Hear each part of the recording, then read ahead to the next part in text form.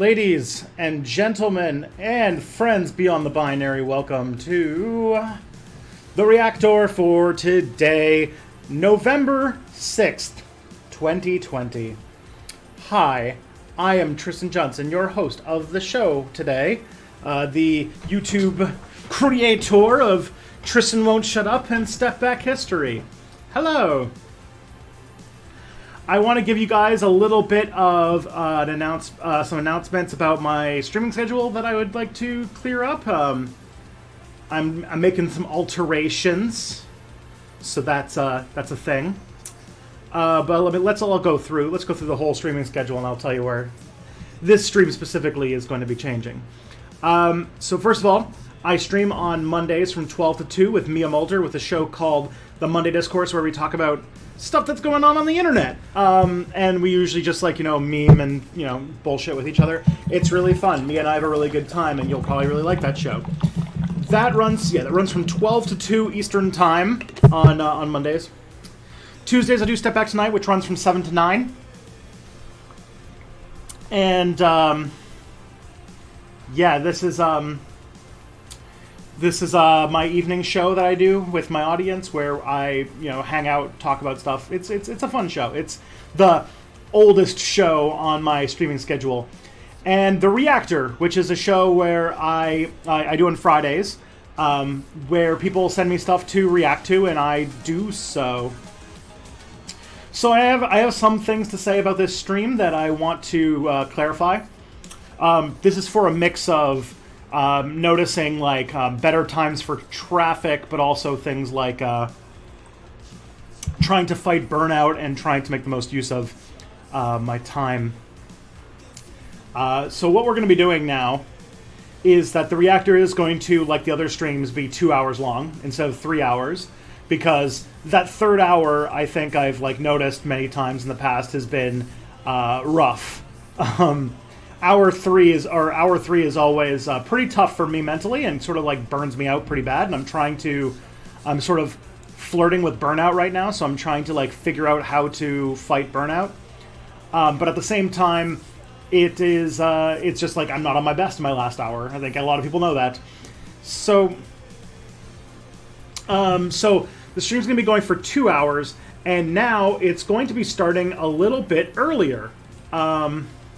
So that it's on at a time when more people are on the internet. So instead of starting at 2 and going till 5, the stream is going to go from 12 till 2, just like Mondays. So, plan your chickens accordingly. What else we gotta say?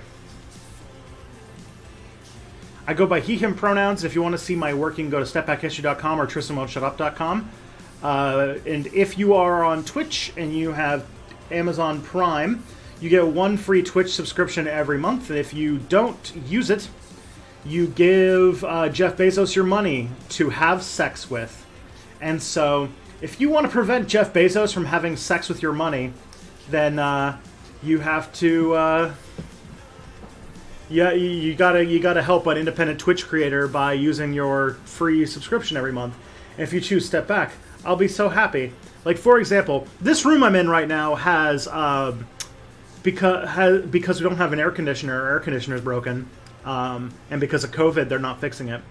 So this room I'm in has no windows, has only a little bit of ventilation, because this this room wasn't designed to be a recording studio / video editing suite. So this room has, lots of soundproofing on the walls and no windows to open. So it's very hot. And so when my fan gave out the other day, I had to buy a new one. And I was able to do that because of people like you. So thank you. Thank you, Internet.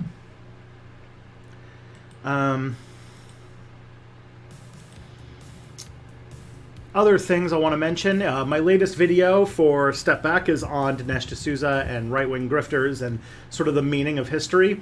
It's not doing super great, so if you want to help give that a boost, I would love it if you would give it a watch sometime and maybe give it a thumbs up and a share and all that kind of stuff.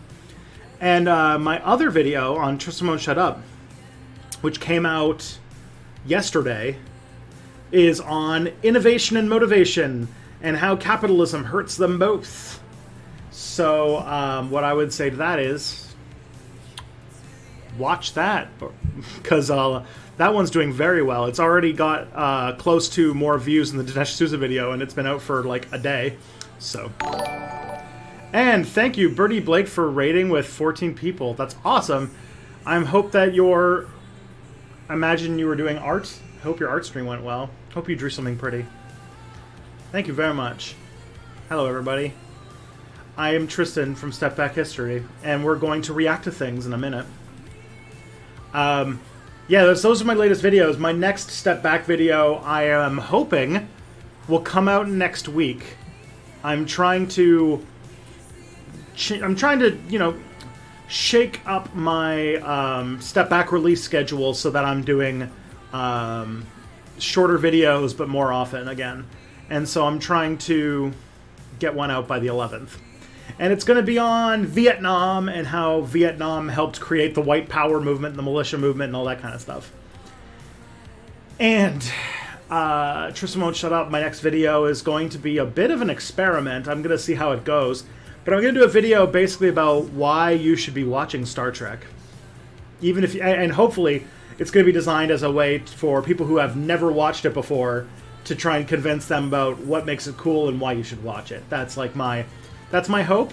I hope that's a bit of a departure from my regular content on Tristan Won't Shut Up, but I want to give it a try. So those are the things I'm working on. Isn't that fun? Okay. So that's everything in my list of things to say at the beginning of a stream, so I guess we could probably get started by looking at the chatteroony.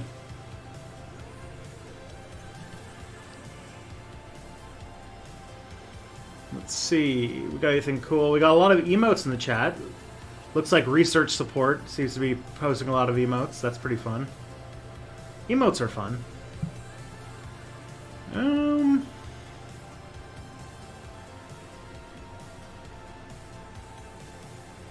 Let's see. You guys ready for 4 years of radicalizing liberal and conservative proles? Oh boy. I wonder if there's going to be a lot of people who were part of the Trump cult that have been disaffected and realize the world fucking sucks. And maybe they can be deprogrammed with a lot of patience and, you know, time. But it would probably take a long time. To program somebody to have a sense of empathy when they didn't have one before is difficult. You can't just do it by owning somebody in a Twitch debate, you know? If you listen carefully, you can hear the snores of millions of liberals as they return to their slumber. For fucking real.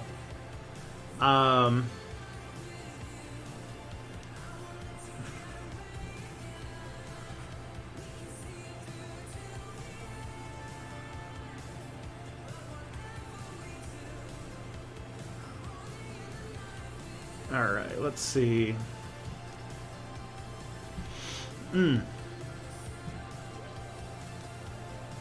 Loved your history videos, VR, if I showed them to my students in high school. Sure! I would love if you showed my videos to students in high school.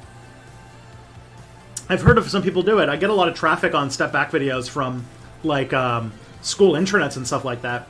So, you wouldn't be the first. One of my friends is a teacher, and he's done it a few times, so I would be honored. It makes me very happy to know that teachers like my stuff and use my stuff. How many of the links are mine? If I did it right, it should be exactly half. I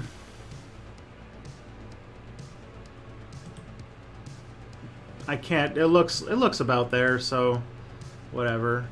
I think you did 14 and I've got, or 15 and I've got 12 from the other one, I think. So it's close enough.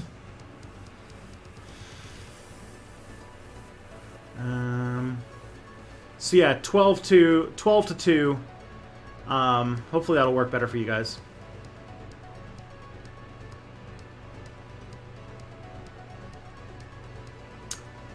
Okay.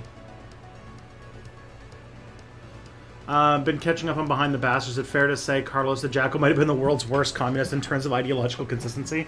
I mean, he definitely was not like the most consistent. Brady Blake drew a hot orc. Sweet. Is electoralism good? I mean, electoralism's a tool. One of the many tools that are in your tool belt.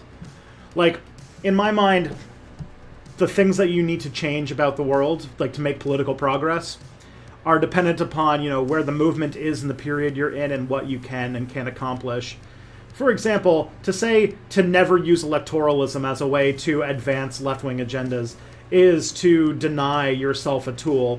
And honestly, in many ways, a lot of people who are like strict abandoners of electoralism are typically going with the are typically like, oh no, I'm saving, you know, they're like the evangelicals. I'm saving myself for revolution.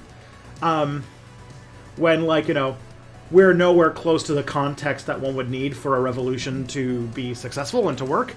And so you're basically saying, I'm holding out until, like, the rapture, when, like, you know, everything has broken down enough that we're in a position where we could actually do something like that, which we're, like, nowhere close to right now.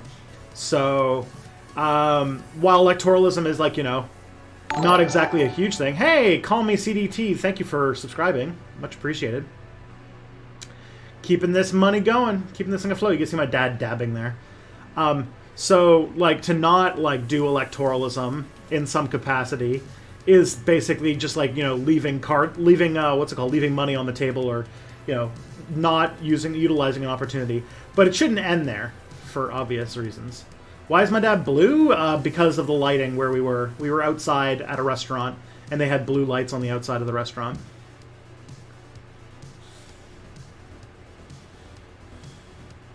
I almost filmed that 2 years ago.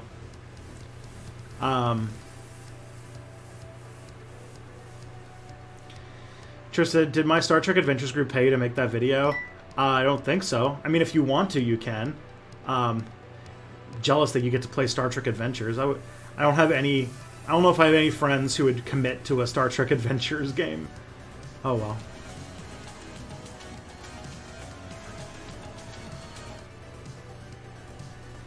Okay. What's your favorite Star Trek series? Definitely Deep Space Nine. George R. R. Martin mentioned Star Trek's progressive message in an interview. Maybe you could use that. Maybe. We'll see where it goes. Have you seen any of Renegade Cut's videos on Trek? Yes, I have. They're good. I'm trying to make mine in a way so that I'm not stepping on his toes. So I'm very aware of what Renegade Cut's doing. Because after I make this, like, why you should watch Star Trek video, if it does well, I'm going to make a series where we're going to go through the different series and kind of explain why you should watch them and what the good stuff is. And if it doesn't do well, maybe I won't do that. But I'm going to try and do it in a way so that it doesn't just end up like, you know, the Renegade Cut series, the Renegade Cut thing. Okay. I'm stuck on this election. Like, Georgia hasn't gone blue for anyone but a native since the 70s. How much of a fuck up do you have to be to lose Georgia and barely get North Carolina? Speaks volumes. Yeah, I mean, didn't he, didn't Clinton win Georgia in 1992? I'm trying to remember. I think he did. But, yeah. What about Babylon 5? I actually haven't watched Babylon 5 all the way through. I should at some point. What's the countdown on the left side? This is subscribers. I need... So, Twitch subscriptions, I need to get a free another emote. Alright. Is your dad a little guy that lives in a blue world and all? Okay. Maybe you can make a video on how nomadic and sedentary cultures enter. Okay. You get more video what's it called? Somebody described this, like, perfectly. Like, being a YouTube creator feels like you're doing a concert, and every time you play a song, you get people in the audience shouting at you to play songs that you haven't written yet.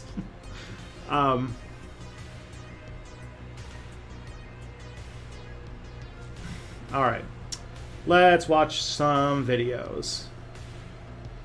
See, Putin's planning to step down this year, and the Russian lawmakers are also trying to pass a lifetime immunity bill for all ex-presidents. I did not know about the second part. I didn't know that Putin's trying to... that Putin is resigning due to health reasons.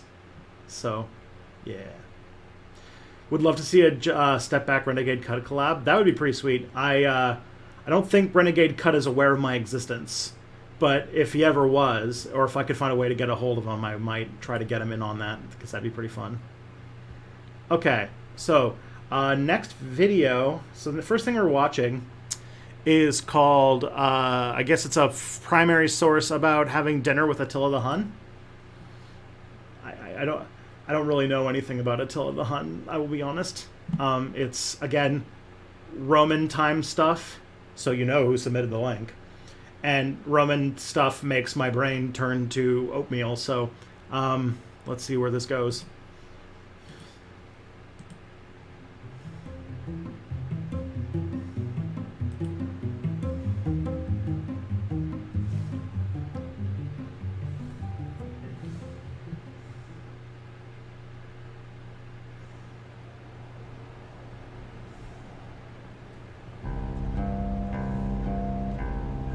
Attila's residence, which was situated here, was said to be more splendid than his houses in other places. It was made of polished boards and surrounded with wooden enclosures, designed not so much for protection as for appearance's sake. The house of the chieftain Onegesius was second only to the king's in splendour, and was also encircled with a wooden enclosure, but it was not adorned with towers like that of the king. Not far from the enclosure was a large bath built by Onegesius, who was the second in power among the Scythians. The stones for this bath had been brought from Pannonia, for the barbarians in this district had no stones or trees, but used imported material.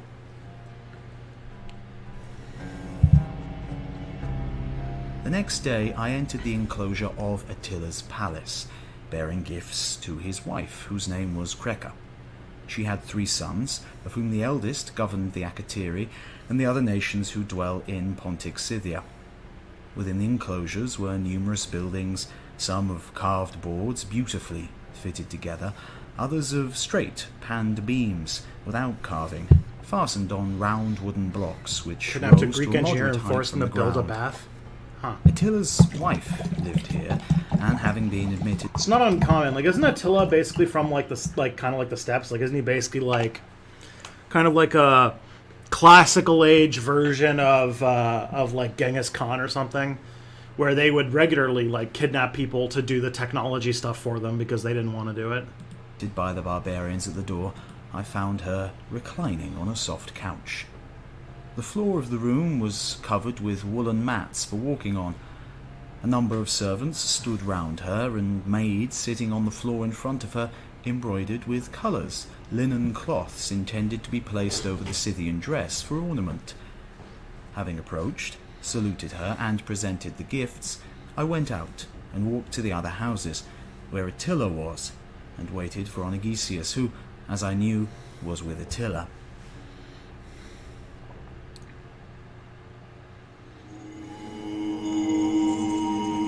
Oh man, okay, so yeah, I guess that's true.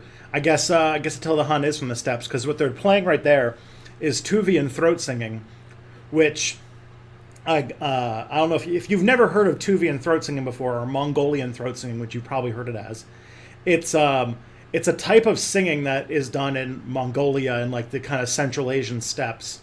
That it's this particular way of singing where you can create two distinct pitches in your voice at the same time, and it's kind of amazing, and it's very iconic. I think like Central Asia and like I think the Inuit also has something similar to it, but it's kind of amazing. So let's play some of it. I saw a number of people advancing, and a great commotion and noise, Attila's egress being expected. And he came forth from the house with a dignified strut, looking round on this side and that. He was accompanied by Onegesius and stood in front of the house, and many persons who had lawsuits with one another came up and received his judgment. Then he returned. Also, isn't this supposed to be like the, aren't these supposed to be like the kind of forefathers of Hungary? Or am I also wrong on that front? Into the house and received ambassadors of barbarous peoples. We were invited to a banquet with Attila at 3 o'clock. When the hour arrived, we went to the palace along with the embassy from the Western Romans and stood on the threshold of the hall in the presence of Attila.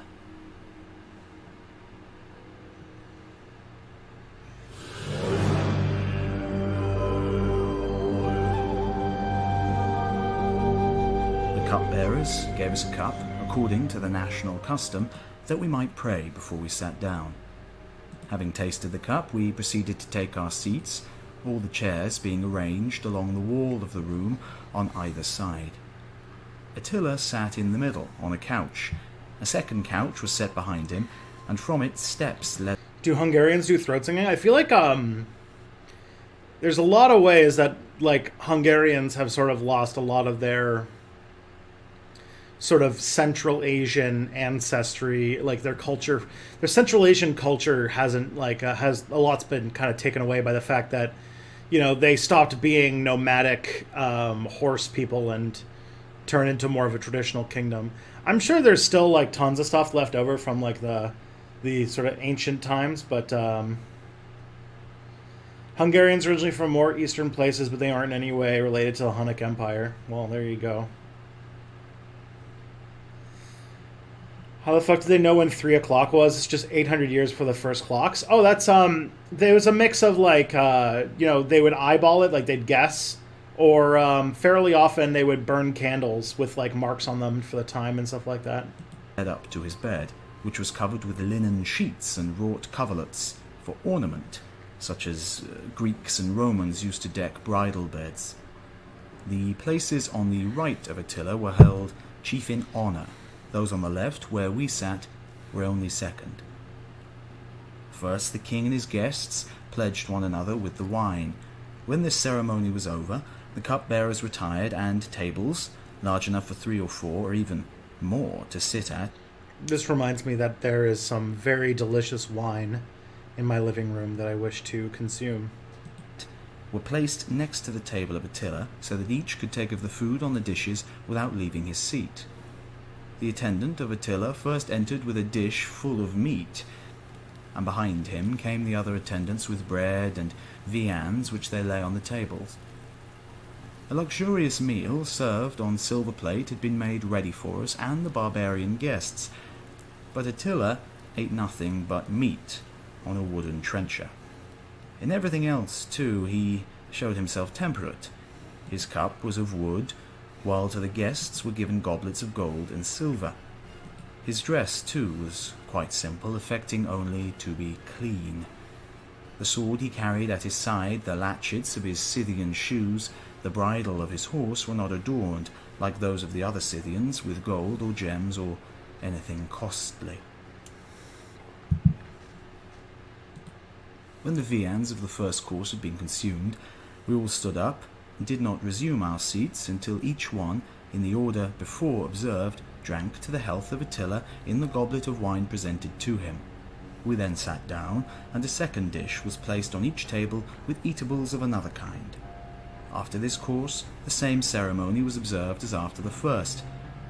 When evening fell, torches were lit, and 2 barbarians coming forward in front of Attila sang songs they had composed, celebrating his victories and deeds of valor in war.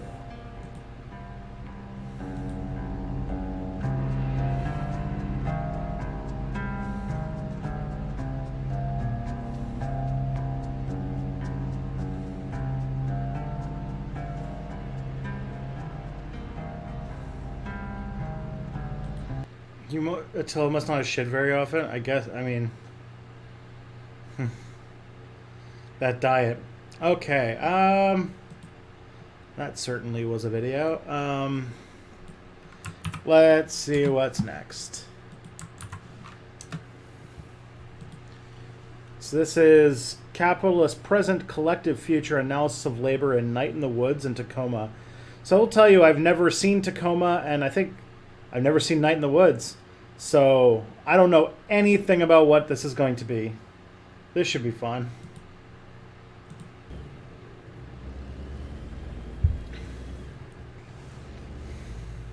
It was January of Oh, they're video 2009 games. when a trucker named Alphonse Madden got stuck on the side of the road. He was driving a route for his company and his brakes froze. Immediately, he called for help, but Or is this person dramatizing this game in American Truck Simulator? Oh boy. nobody came. And so he sat for hours in the freezing winter. He sat so long his body went numb and his speech began to slur. Incredibly though, even though no help arrived, Madden managed to escape. Because the thing was, he wasn't really stuck. Madden Night in the was Woods is a driving video for game company popular in with Kansas, furries? and Okay. the brakes on his trailer froze. Not the cab, that's the drivable part of the truck, but the back, the part with all the stuff the company wanted him to ship. Company policy, never abandon the trailer. So he sat there in the cold, waiting for the company to send a rescue truck. When it didn't come, Madden drove away. He chose not to freeze to death rather than sticking with the broken down trailer. In response, his employer fired him.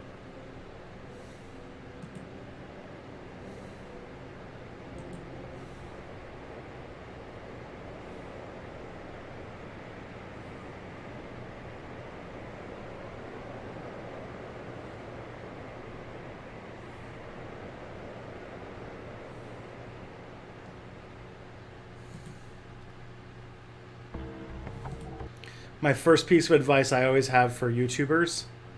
I mean, I have lots of advice for YouTubers. One piece of advice for YouTubers is if it's central to understanding what's going on in a video, don't make your people read. If it's like a text from a text document, read it. There are lots of people who they will tune out of a YouTube video or go to another tab and they'll listen if they get lost because you were just expecting them to do like a whole bunch of reading. So I think those those YouTubers who like have their content, their videos are like just text. It's like, yeah, no one's gonna watch this. I'm sorry. Or like the people who like corporations and stuff like that just take their social media from like platforms where the audio doesn't even play unless you specifically click a button to do so, and put it onto YouTube, and it's like no one's gonna watch this.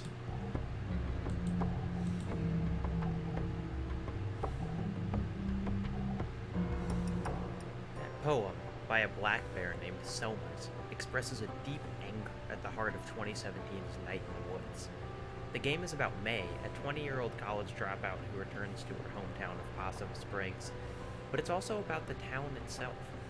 May feels smothered by life and expectations. So does Possum Springs. A mining company once employed most of the people living there, then a glass factory took its place, and now, not really anything. Even the big grocery store outside of town closed down. As a result, everyone still living in Possum Springs is stuck. For many, leaving is just too intimidating. This town is the only place they've ever lived. But even if they wanted to go, the remaining retail jobs with low wages and bad hours make it next to impossible. Possum Springs feels wrung out by its former industry.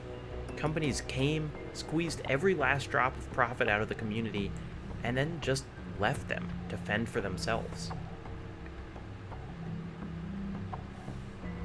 In Possum Springs, employment is frequently exploitative and always soul-crushing. May's friends work in snack huts and video rental stores and constantly worry about upcoming bills. Her dad worked many jobs in the past few decades, but has most recently landed in a grocery store. He hates it.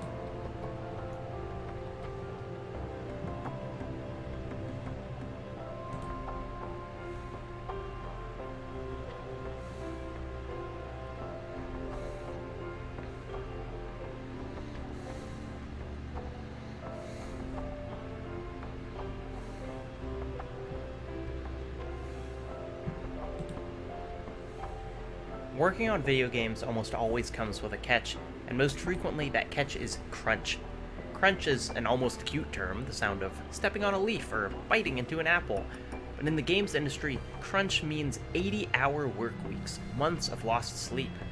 Crunch is often represented by PR as the ultimate expression of love by team. I'm like awful at doing subtitles for my videos because what happens is I often will like wait until the auto captions are done and then go correct them, and then completely forget to do that because it takes like a few minutes to an hour after a video is uploaded to do it, and I'm like, all right. Swedish Tanky on this chat from a previous stream. He died a few days ago. Well, wasn't he like a really old historian or something? They say the developers are so passionate about the game that these insane hours are an inevitability. If an individual developer can't handle it, maybe they're just not cut out for the games industry. Dozens of starving 20-year-olds would forego sleep and benefits just for the chance to replace them. Individual developers are frequently treated like short-term contractors by their employers. Each year brings more horror stories of studios releasing a big game and immediately laying off half of its staff. These studios expect total commitment from their employees, but that road doesn't run both ways. Making video games is a dream job for entire generations of kids entering the workforce. The more desirable the position, the less a company has to promise to attract workers. Exploitation doesn't always look like a freezing truck. Just a little while ago, Telltale Games laid off virtually all of its workforce. The employees... I've got so many Telltale games I bought that I have to play at some point. They were good, weren't they? I remember I played like episode 1 of the Walking Dead game, and I remember liking that. And I like the concept of like the branching narrative game that's sort of like playing a slightly interactive movie. But and then they randomly went out of business and stuff, and that made me sad. Were given no like they were like doing something kind of unique, and you don't see that every day. Prior warning and no severance package. The situation, as described by @MilkTea on Twitter, my friend's fiance left Microsoft to start at Telltale Games. His first day was Monday. Today, he came into a check and instructions on how to file for unemployment.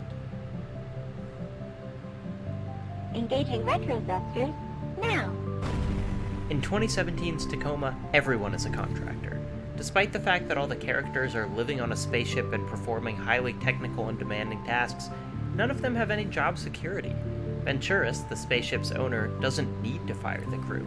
Instead, they can just neglect to renew anyone's contract. The proceedings might be more polite, but the unemployment is the same.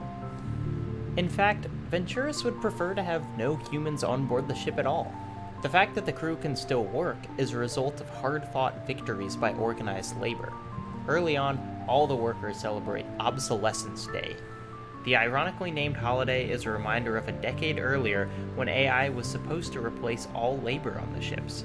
Instead, a union campaign resisted total automation. Now, the crew has the privilege of sharing the ship with an all-seeing computer that records their every move. Gather round, everyone. As per Obsolescence Day tradition, tonight's festivities have been planned entirely by our all-knowing, all-seeing computer companion, Odin. He provided specifications for the cake, the decor. We humans only did the grunt work in his grand plan. And so for your enjoyment tonight... Whoa! I do like space Odin, unions. what was that? When an accident knocks out both oxygen and communications on the ship, Venturis encourages the crew to enter cryogenic slumber and preserve their remaining air. Although 72 hours in cryostasis could cause brain damage, the company policy assures them that everyone will be rescued before then. As it turns out, though, no such rescue is coming. I think that's the case where Neil Gorsuch ruled it's perfectly okay for a company to expect a truck driver to risk freezing death to protect their cargo. Fucking hell. It's horrible.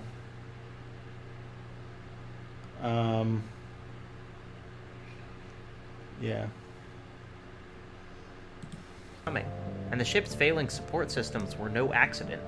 In a forbidden part of the ship, a character uncovers a previously recorded message, a statement by the company already prepared to announce the death of herself and the rest of the crew. It is with great sadness that I address you today, February 29th, 2088. Mere hours ago, 6 loyal men and women I would the turn crew 100 of that Lima year. Transfer Station Tacoma lost their lives serving Venturas, and all of us who rely on the orbital economy. Tragically, due to human error on the part of the crew, Venturas rescue technicians were not made aware of the catastrophic oxygen loss. As we know, each minute that human workers spend stationed isolated in orbit is another opportunity for heroes like the crew of Tacoma to lose their lives. We at Venturas say no more. The partisan obstructionism that led to the failure of the Orbital Workers' Safety Bill has claimed its last victim. Today, we hereby renew our solemn pledge to fight for the legalization of fully automated orbital facilities. We encourage, we humbly beg everyone listening to this message to contact their OSEP representative and voice their support in honor of the crew of Tacoma. There never need be another tragedy like this one. And now, a moment of silence in their memory. Okay, and then we just cut it there, silent for a minute, and then what? Amazing Grace? No, I don't need another take. That was fine. The ship's system Sounds a little bit failures like Justin were no Trudeau. accident. Venturas' plan from the start was to literally freeze the workers out, using baseless accusations of human error to push through an anti-union labor bill. Fully AI-driven stations without workers who needed food, pay, or rest would soon follow. If the crew had simply followed orders and entered cryogenic slumber, just stayed in the cab and froze with the cargo, Venturas would never have needed to allow another Obsolescence Day celebration. When it comes down to it, though, Tacoma's corporate schemes are only as dystopian as the policies of a trucking company in Kansas. It actually implies an optimistic future. Unions exist in Tacoma's 2088, and they're powerful enough that companies have to find sneaky ways to sway public opinion. Meanwhile, in our 2018, efforts at labor organization are often at the mercy of upper management. The internet's favorite billionaire Elon Musk is infamous for thwarting unionization attempts in his Tesla facilities. Amazon works its employees until they collapse from heat exhaustion, and then pay for ambulances instead of allowing breaks. And yet, the idealized sci-fi futurism these mega corporations are selling is intoxicating. The wealthiest 0.1% have effectively captured the public imagination. Worker protests are seen as impeding progress rather than ensuring it. My home, North Carolina, is a right-to-work state. And what that means is that organized labor has essentially been legislated out of existence. What's more, any discussion of unionization is almost non-existent. When I was a kid, I knew my teachers barely made enough to make ends meet, but I thought of it as one of those nebulous bads that could maybe be righted if a smarter person got voted into office. Completely absent from that conversation was any acknowledgement that every state that treated teachers better featured strong unions, and those unions What do I think of what happened in Chile, the change of constitution? It sounds like a good thing. People seem pretty happy. I don't know any details about what happened or anything like that. I know that it's a Pinochet era constitution that's being replaced with a good one. That's nice. It's like a defeat of neoliberalism and the legacy of dictatorship in Chile, but I don't know what the new constitution is going to be like or anything like that. demanded, not requested, a living wage. I used to share shifts at a restaurant with a full-time teacher who waited tables to make rent. The same restaurant recently fired an employee who is not so subtly attempting to organize the staff. Sure, Tacoma's corporation might have tried to kill its employees, but it did so because those employees held power. The fact that workers haven't been totally overpowered in the far future almost feels more fantastical than space cruises.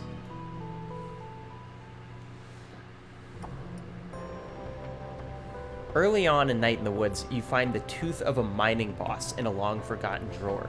In 1870, that boss was skimming pay from his workers, and when they confronted him about it, he lashed out, berating them and punching one of them in the jaw. In response, the workers held him down and pulled out all of his teeth. The teeth were passed out to miners as a signifier of their shared vow: protect each other and never forget their common interests. The tooth is a reminder that workers, not managers or CEOs, should control the products of their labor. But it's also a relic, and it's lost most of the significance it once had. Once, the workers were able to seize power through direct physical means, but now, not only is that act illegal, no one can perform dental surgery on the changing economy that left Possum Springs behind. Regardless, though, it's clear that the characters in Night in the Woods can't make it through individually. In order to survive, they'll need to harness the power of collective action. Obviously, no one at Telltale wanted the studio to go under, but there were people who knew it was coming. The level of mismanagement and lack of concern for workers required to hire new people days before going bankrupt is mind-boggling. Among many lessons to learn from Telltale's bankruptcy, one stands tall. You cannot rely on your boss to have your best interests at heart. If you don't demand otherwise, you will be exploited. Game developers and journalists are pushing for increased recognition of unhealthy working conditions in the industry.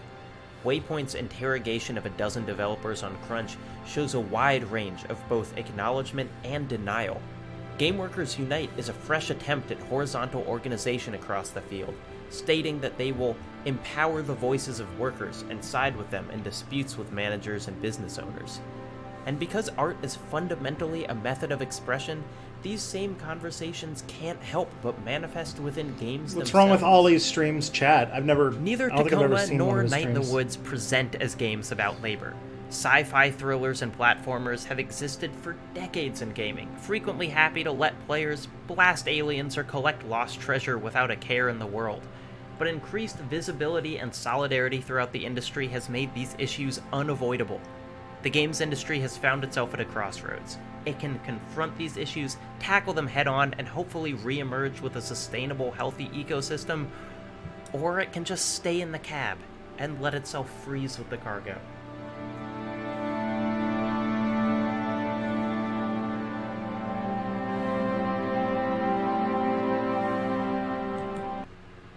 That was pretty good. Video games, etc. I need to get better at media. I need to see more. I need to play more video games at some point. The problem is I don't ever make time to play video games that I can't play while also doing something else. Like, I only really play video games that I can play, like, while I'm listening to podcasts or while I'm watching YouTube videos on another monitor. And so I very rarely, if ever, make any progress on, like, the narrative games that I have. And I have a bunch that I want to play at some point, so... Welcome to Lore.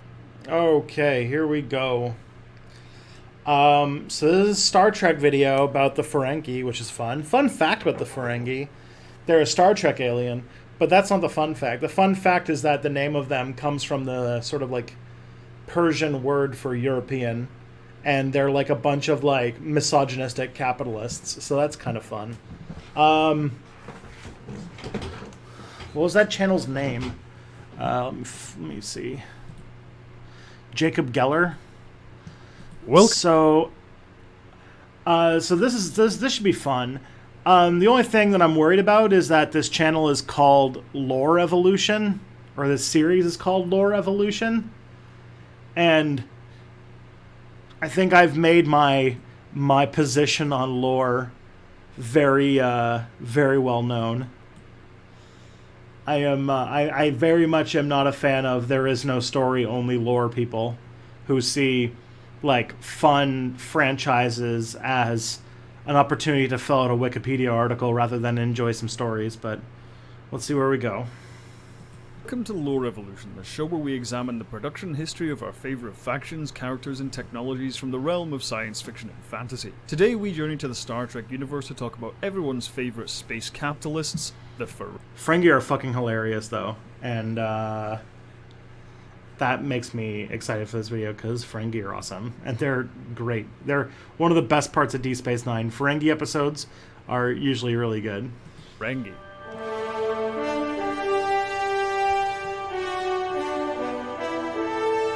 And there's a Phoebe here.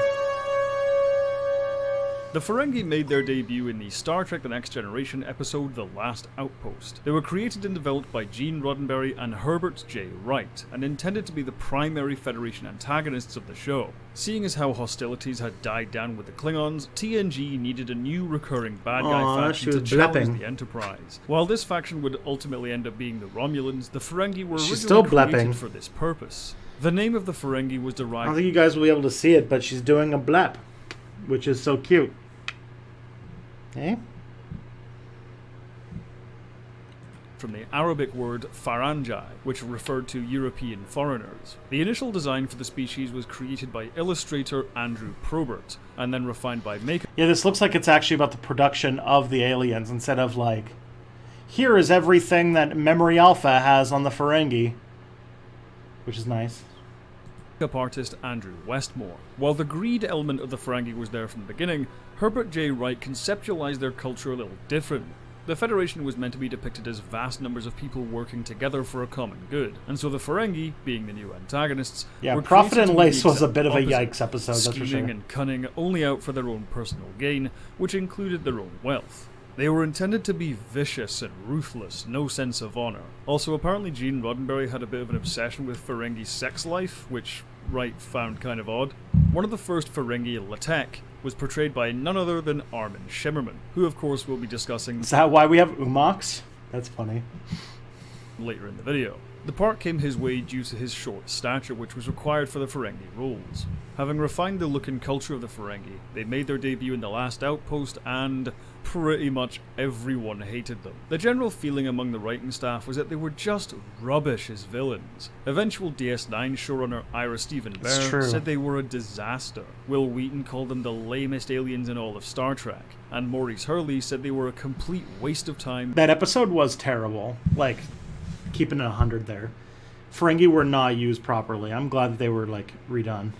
Goofy and terrible. Even Armin Shimmerman said he shouldered the blame because of his performance, and believed he had severely damaged... DS9 had an episode with Ferengi basically being given marks to read. Yeah, there's an episode where Rom organizes... what's his name? He organizes a union at Quark's bar and starts reading, like Lenin quotes and stuff like that. It's pretty great.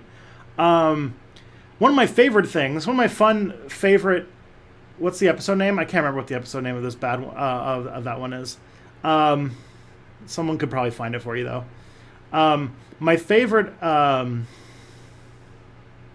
little tidbit about the Ferengi, or about what they did, is that there was that the Grand Nagus, sort of like the trade emperor of the Ferengi, is played in Deep Space Nine, is played by Wallace Shawn. Is that his name, right? Wallace Shawn. No, what the hell's that guy's name?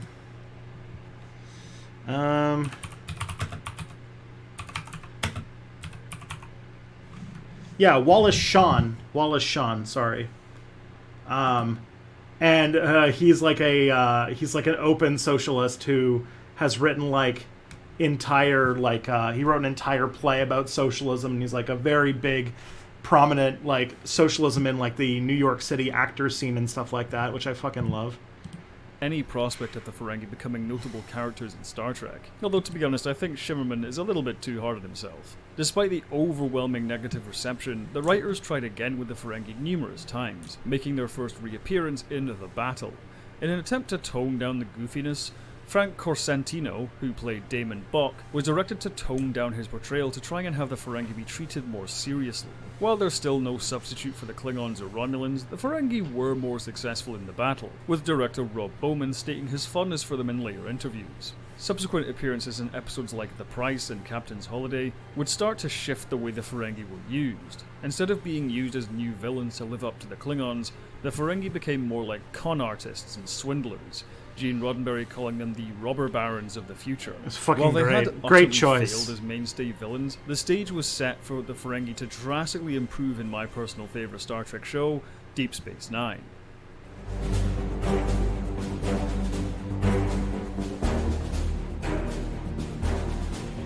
Armin Shimmerman returned once again to portray the Ferengi character Quark, who was part of the main cast for Deep Space Nine. Having returned in TNG to play Reactor in the episode... Deep Space Nine is, like... It's, like, not even... I can't wait till I get to make the Deep Space Nine video of my, like, Star Trek series, because, like, Deep Space Nine has, like, no business being as good as it is. Like, we as a species did not deserve Deep Space Nine. It was too good for this world. Peak performance, he was well liked by the production team, even if he himself wasn't fond of his Ferengi performances at the time. Joining him in a kind of Ferengi ensemble were Max Grodenchik as Quark's brother Rom, and the late Aaron Eisenberg as Quark's nephew Nog. And it was on Deep Space Nine the Ferengi became more successful. Initially, Quark maintained a kind of antagonistic role, but of the scheming, conning variety, which had been established in TNG. However, as the seasons went on, Quark was treated as less of an antagonist, but more of a valued supporting player who could even be likable in certain circumstances. This was in large part due to the twisted but often endearing family relationships Quark had with his brother and nephew. Shimmerman, Grodenchik, and Eisenberg spoke about a sense of camaraderie between themselves and other guest stars who played Ferengi characters. Episodes such as House of Quark, Rules of Acquisition, Family Business, and Bar Association often showed the Ferengi as comedic characters, but also developed the characters in compelling and enjoyable ways. These episodes also cemented the ultra-capitalist form.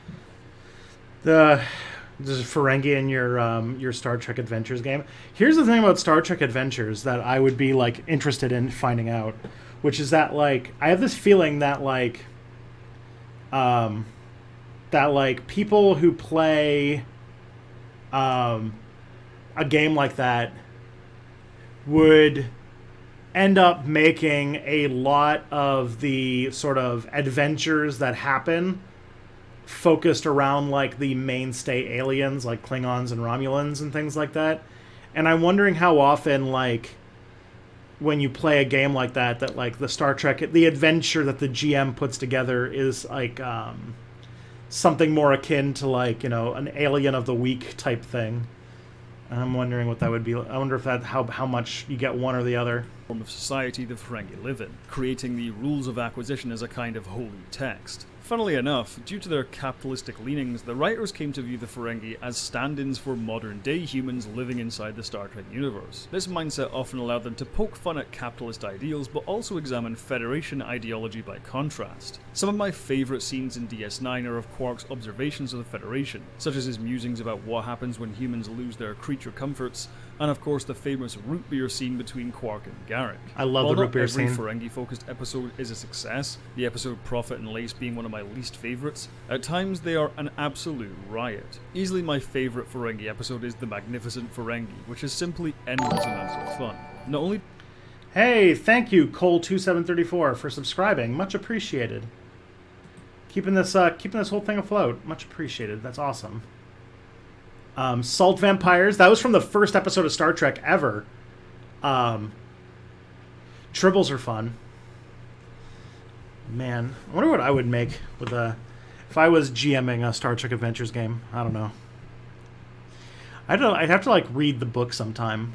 The book is like really expensive, so I'm gonna have to like, you know, Yar matey get a hold of it. Do we get our usual ensemble of Ferengi, but also terrific guest stars, including the legendary Jeffrey Combs as Liquidator Brunt. Hell, even Iggy Pop is in this episode. Not only is the episode loads of fun with all... This is actually like an amazing episode of Deep Space Nine. I remember this one. It's pretty good. Cast on top form, but it also showcases the strengths of the Ferengi as a species and as part of the Star Trek universe. As Quark points out, they aren't known as fierce warriors, but their quick thinking and expert negotiation skills is more than enough to get them out of desperate situations when need be. By the end of Deep Space Nine, the Ferengi had more than redeemed themselves. Is that like Star Trek D&D? Yeah, it is. It's a Star Trek role-playing game that came out maybe like 2 or 3 years ago now. While many fans were still divided on them, Quark and co were a valued part of the excellent ensemble cast in Deep Space Nine. It wasn't long until Shimmerman believed he had redeemed himself. But again, I think the guy was a bit hard on himself. In general, however, the majority of Ferengi-centric episodes of DS9 are quite enjoyable, and Shimmerman, Grodenchik, and Eisenberg gave brilliant performances across the board.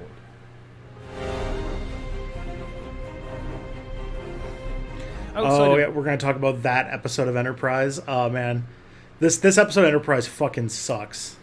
DS9, the Ferengi appeared in Star Trek Voyager in a story originally intended to be featured in TNG, depicting two Ferengi using advanced technology to fool the populace into believing they're gods. It's an entertaining enough episode, but I'd say the more notable appearance was in Enterprise. Being set long before TNG and with the last outpost supposedly being the Federation's first real contact with the Ferengi, Enterprise's Season 2 outing Acquisition is a bit of a continuity error. The writers of the episode reasoned that the Enterprise crew never really found out the name of the species, but honestly it's not a huge deal for me personally. I don't think anyone should really be getting bent out of shape that this episode ruins the legacy of The Last Outpost, although apparently Brannon Braga hated their inclusion despite the fact that he himself has a story credit on the episode, so What I do think is quite cool about this episode though is just how much of it's conveyed visually, with the Ferengi speaking in their native language for much of the episode, but without subtitles. The language was developed by writers of the episode Maria and Andre Jackmenton. It's not a working, constructed language the same way Klingon is, but it's still pretty fun. The episode also features some great guest performances from Star Trek Voyager's Ethan Phillips, Clint Howard, and once again Jeffrey Combs. The episode is nothing special, have small but ears. it's a harmless bit of fun. Outside of canon, the Ferengi are given an interesting mention in the novel The Buried Age by Christopher L. Bennett. It attempts to reconcile the differing depictions between the Ferengi in their first appearance and what they later became. The explanation is that following the battle with the USS Stargazer, commanded by Jean-Luc... Do they always have to, like... This is the thing. This is, like, one of the things about Star Trek that fucking drives me nuts, and I don't know why they have to keep doing it, is that they never, like... The lore always comes first, and the lore always has to be explained. And so you can't just say, hey, why did Klingons look like people with, like, bumps on their forehead in the 22nd century, but then in, like, the 23rd century, and then the 24th century, they look like, you know, like Worf. And, like, the answer can't be, well, makeup technology developed, so they decided to do something new, so they did a redesign. Instead, they were like, no, it's this really convoluted thing with genetic augments and, like, all this stuff. And it's like, oh, why? Why did you have to add this to the mess that is, like, Star Trek lore and stuff? And it's like, just so that you can explain this complete, like, not needing to be explained thing. Card. The Grand Nagus of the Ferengi wanted to make the Ferengi Alliance appear dangerous and tough, so the Federation would think twice about dealing with them. Thus, the Nagus commissioned a campaign of misinformation to portray the Ferengi in a more threatening way. It's an interesting idea, and does sound like something the Ferengi would do, but in general, I don't really go in for this sort of canon reconciliation, especially in Star Trek where canon has always been pretty silly. There you go. So there we have it for the Ferengi, a failed recurring villain transformed into a fun and unique part of the Star Trek universe, which has given us some of the best recurring guest performances in the franchise. They may not be as cool as the Klingons or new monsters the Romulans, but they're an enjoyable part of Star Trek, which I'll be happy to see return someday. La Magia... Oh man, I'm like, I'm so pumped to see a Ferengi in Star Trek Discovery. We saw Trills this week, and I'm like, oh boy, can't wait to see when they get to do a Ferengi or a Cardassian. I want to see what CBS's redesign of them is going to look like. Okay, that was real fun. This next is Robert Underdunk Terwilliger. Oh boy, it's Simpsons History's Sideshow Bob. Okay, so we're doing some Simpsons. Apparently we're doing some like TV time today. So here we go.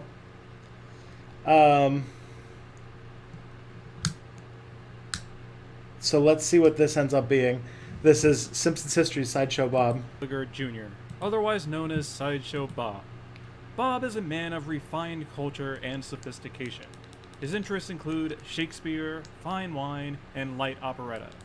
They also include robbery, election fraud, terrorism, kidnapping, identity theft, jailbreak, genetic larceny, and... For how much I hate Kelsey Grammer, I love Sideshow Bob. oh, let's say a couple diversions into attempted murder. But what is attempted murder, really? Oftentimes, his brother, parents, wife, and son join in these activities. However, none of them have been able to take down even one member of the Simpson family.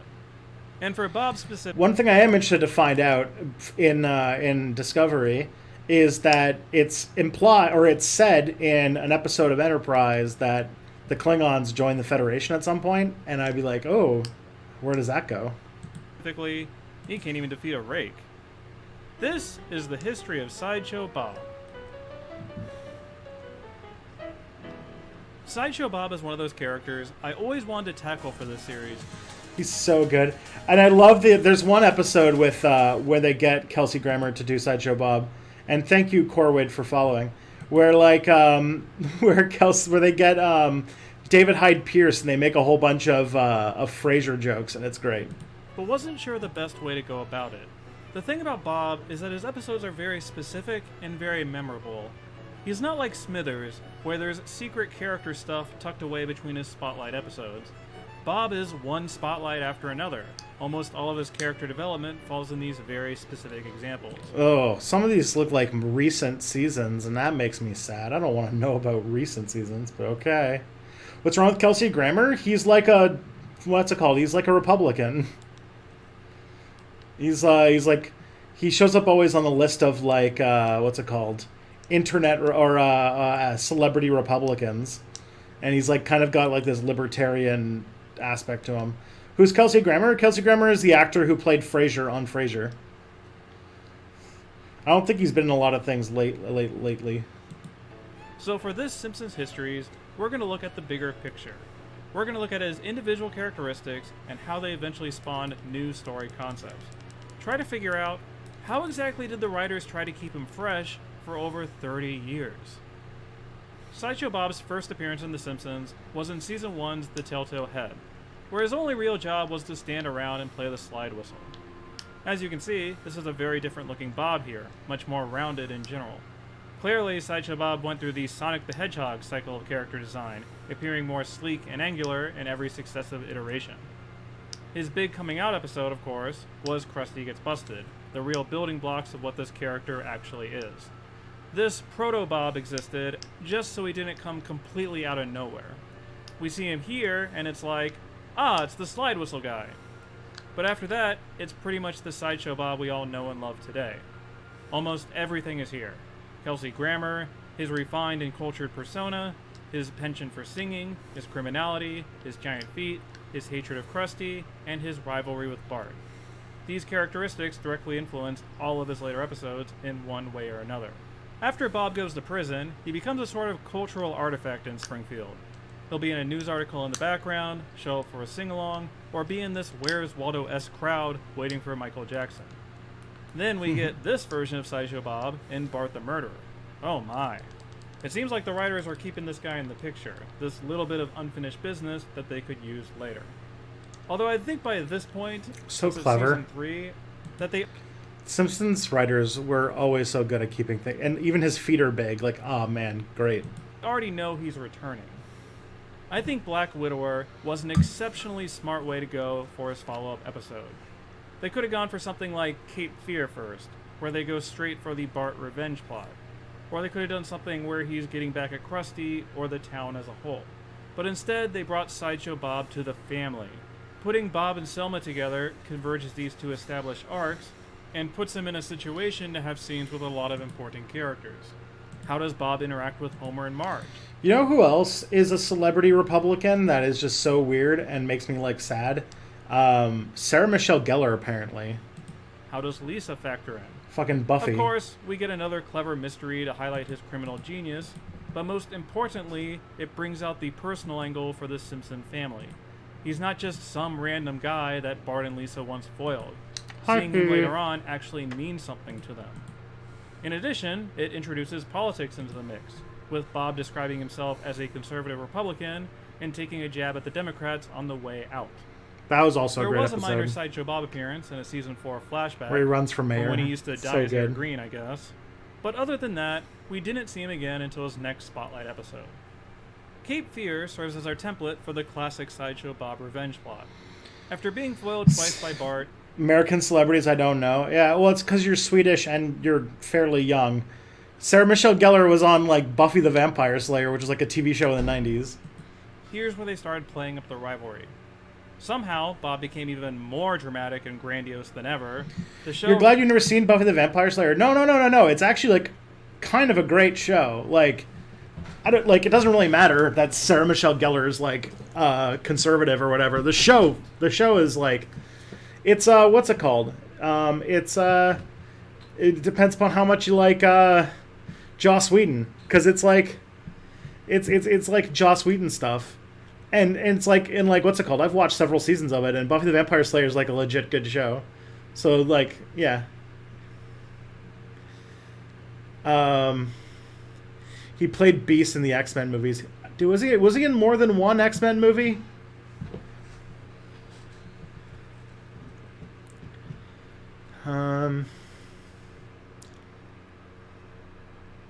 Is this Phoebe or Romeo? This is Phoebe.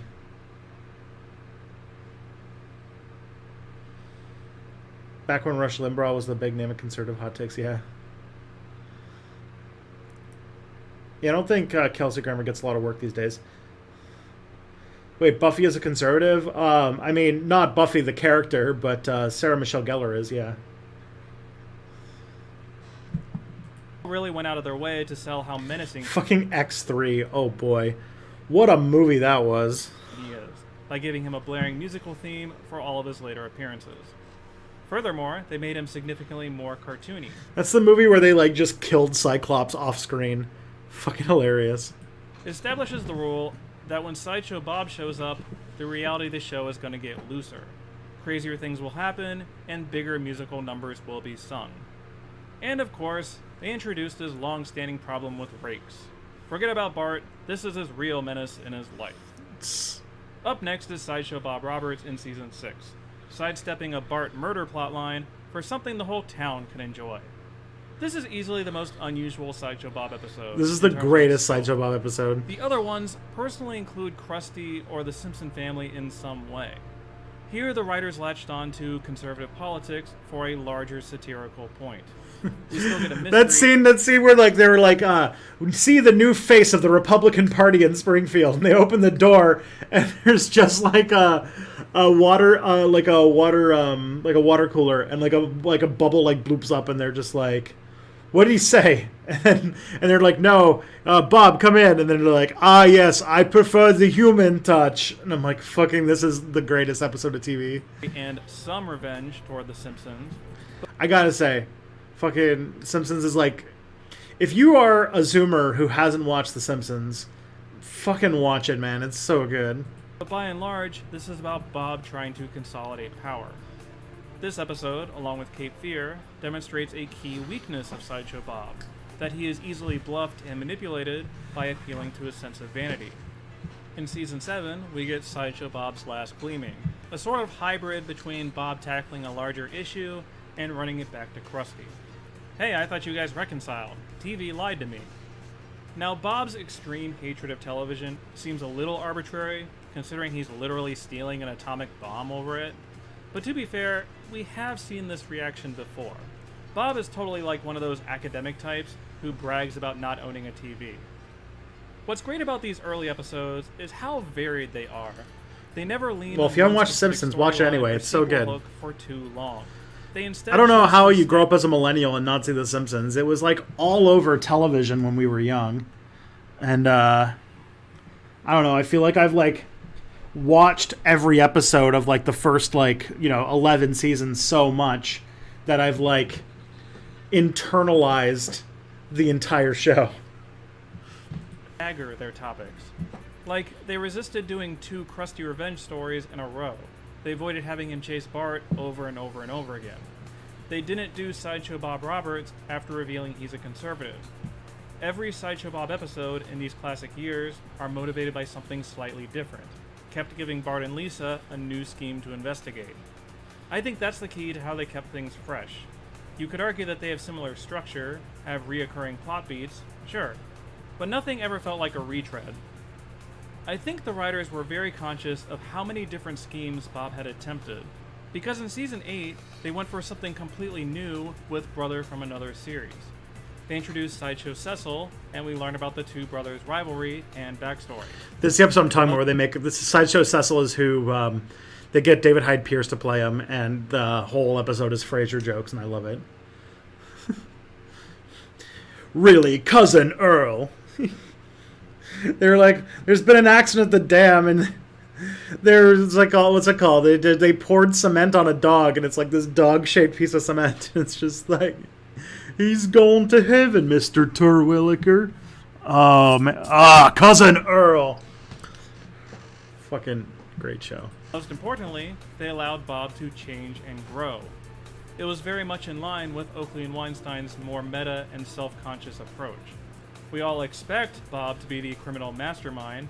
Let's instead have him actually reform himself. Let's close the book on the Bart stuff and have them team up to defeat a common foe. Also, Lisa is here.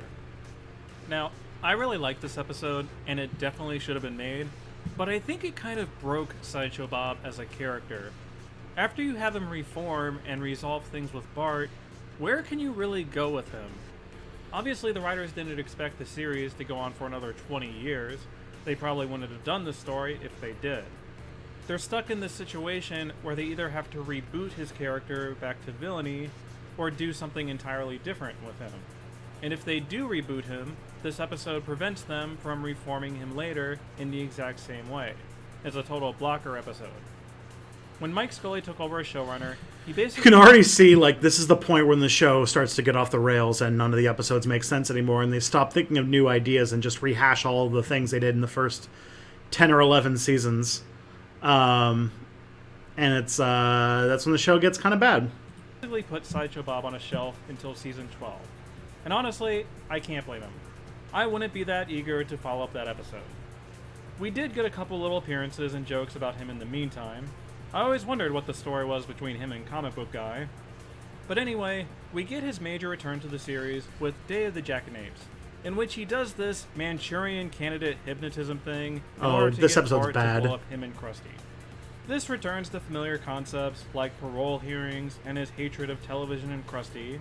It's just considerably more self-aware now.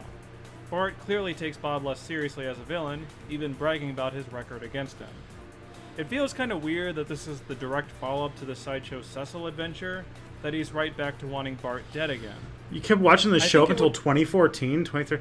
I don't even know, like, what kind of thing, like, what do The Simpsons even do anymore? I don't even know. I don't know if I could stand watching recent episodes. I think I watched a random one recently and it was so bad.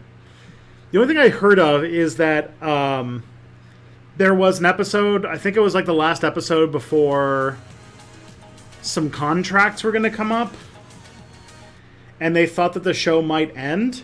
And so the episode, while they don't say so, the episode sort of functions as a stealthy series finale, where I think like it's like a Christmas episode, like the first episode of the season, and like all those kinds of things. I don't know. It would have worked better if the Great Louse Detective came first. This is another instance of Bob teaming up with the Simpson family, this time with Homer, as they investigate who's trying to murder him. Turns out it's some guy named Frank Grimes. Where they jump into the far future, yeah. It's sort of it was supposed to be, it feels like, anyway, if you watch it feels like a series finale for The Simpsons. It heavily relies on Homer and Bob as comedic foils, and allows the Simpson family to electrocute Bob the entire time. His hatred of Bart is definitely still present here as a secondary Hello, element. Arnaus. Bart is understandably resentful that Homer would even let Bob into the house. And at the very end of the story, Bob attempts to murder Bart, but then can't go through with it because he's grown accustomed to his face. Cue the musical number. This is a pretty important moment characterization-wise, as Bob's inner torment and conflicted feelings toward Bart play a major role going forward. In Season 17, the writers closed out another cycle of Season 17, holy crap. Sideshow Bob character development. Predictions it'll end when one of the actors who do all the voices finally dies. Yeah, that's probably true. Or, like, just retires. I could see it happening. Like, if you like, yeah, like someone like Dan Castellaneta or can't remember who the woman who plays what's it called? Who does the voice of Bart is, but if either of them like decide to retire or they die, yeah, I feel like that's going to be the end of the show. By letting him. The show almost ended because there was a contract dispute with one of the actors who played everyone, but I guess they managed to get him back at the last minute. Reform once again. Or at least try to leave the Simpson stuff behind, run off to Italy to become mayor, and raise a family. We meet his wife Francesca and his son Gino, who have no idea about his criminal past. Bob has to rely Nancy on the Simpson Cartwright, family yeah. not spilling the beans. This is a pretty smart At some point, the Scientologists are going to fill her with vitamin C, and she's going to have liver failure, and that's going to be the end of The Simpsons. story concept, and that it makes sense that Bob would want to get away at this point. Putting him in the middle of a travel episode is a nice change. Oh yeah, Julie Kavner also very underrated part of The Simpsons. She does Marge. She also does Patty and Selma and some other voices, and she's great. She's great on that show. Vitamin C, what? What's it called? There's a what's it called? One of the things they do to get people off drugs in Scientology through Narconon is they give you like mega doses of vitamin C, which has on a few occasions given people like vitamin C poisoning basically, and they died. Change of pace for him. I know some people don't like that they gave Bob a family, but I think it's pretty good character development. Unfortunately, Lisa drunkenly reveals his secret, ruining everything. Bob vows... Anybody who would run as a Republican in the U.S. be way too far to the right to win an office in Italy? Maybe, but doesn't Italy have like a legit fascist party still? Revenge once again, and it turns out Francesca and Gino are just as murderous as him. Vendetta! Vendetta! They give Bob his biggest musical moment since Cape Fear, one that even took over the DVD box set theme. But unfortunately, they forgot to write... She donated $10 million to the Church of Scientology, yeah. She also got in shit once with Fox because she did a bunch of, like, robocall... Like, she recorded a bunch of robocall stuff for Scientology, and she'd used the Bart Simpson voice for it. And that was like, everyone was like, well, yeah, you shouldn't be doing that. An ending to this story. Dang, they were so close. Season 19 treats us to Funeral for a Fiend. Yet another revenge plot against the Simpson family, and Bart in particular. Yet another Frasier reunion, as John Mahoney plays Bob's father, while David Hyde Pierce reprises his role as Cecil. Yet another convoluted and improbable scheme. So you can see this is the point when the show has completely lost its anything clever. Now it's just doing the same things over and over again. Yet another death trap for the Simpson family to easily overcome. The main gimmick, of course, is that Sideshow Bob is killed off during Act 2. Bart throws away a life-saving medicine, thinking he's foiling his evil plans, while Bob suffers a heart attack and dies. But don't worry, this was actually a scheme executed by the entire family to fake Bob's death so we can switch places with Bart in the coffin. Like I said, it's a convoluted scheme. But at the very least, it closes the book on all this Sideshow Bob family stuff, like one final bash for everyone. Things change for Bob. I haven't seen these episodes. I haven't really watched any episodes of The Simpsons after maybe like season 12 or 13, I think. During the HD era of The Simpsons. Like, by the time I think, like, there was, like, a period in my life where when I started getting into, like, high school age, where I just kind of stopped watching TV regularly. And so, like, I didn't really watch any TV or any new TV shows from, like, 2002 to 2004. And I didn't really start watching TV again until I moved to college, basically. So, like, I was probably, like, that was, like, 2010. And, The Simpsons was not a show I went back to.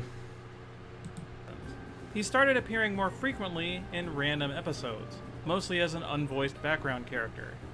Here he is escaping prison in an establishing shot. He'll be in a dream sequence with his brother.